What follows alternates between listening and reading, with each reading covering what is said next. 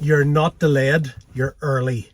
You're not delayed, you're early.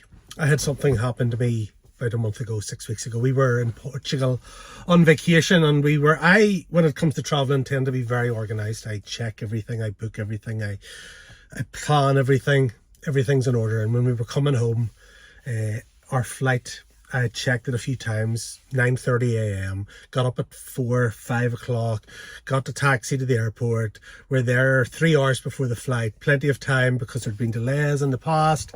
And we walked into the airport expecting to check in for our flight at 9:30 and discovered that our flight wasn't until 12:55. We were, 3.5, 4 hours early.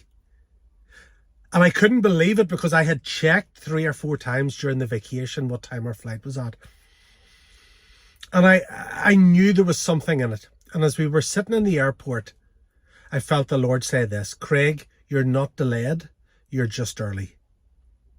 You're not delayed, you're just early. And we had to wait around for 3.5 extra hours. And I hate airports. I hate waiting in airports. But it wasn't because we were delayed. It was because we were early. And I think the Lord wants to say this to some of you right now who keep thinking that you're delayed, keep thinking that things aren't happening because of delay.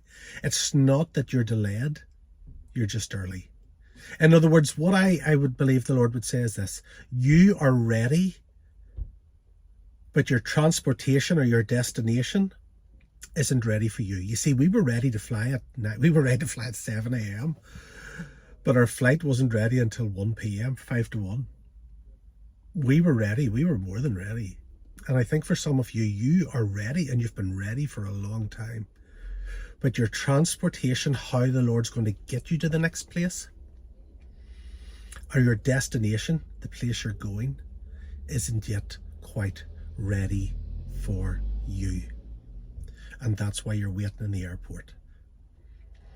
And I think that's a good analogy for where many of us are right now. You know, often we would use the illustration of a holding pattern. But actually, I think an airport is a better illustration right now. An airport is somewhere nobody chooses to go. We don't get up on a Saturday and go, kids, what will we do today? Let's go to the airport and hang out. Nobody goes to the airport unless there's a purpose of going somewhere. It's not somewhere you go just in and of itself.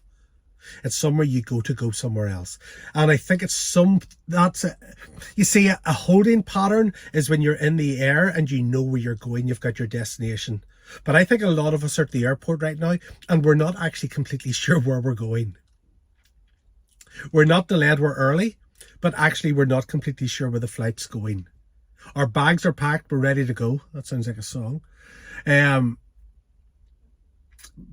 all we're waiting for is the ticket, so that we find out where our destination is. Does that make sense to any of you? That you know you're going somewhere, you know there's a shift, you know there's a change, and you're ready. Like, you don't know what else you can do at this point to get ready, and you're frustrated and you're fed up and you're tired of waiting.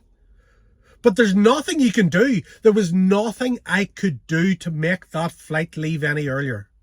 Even though I was 100% ready.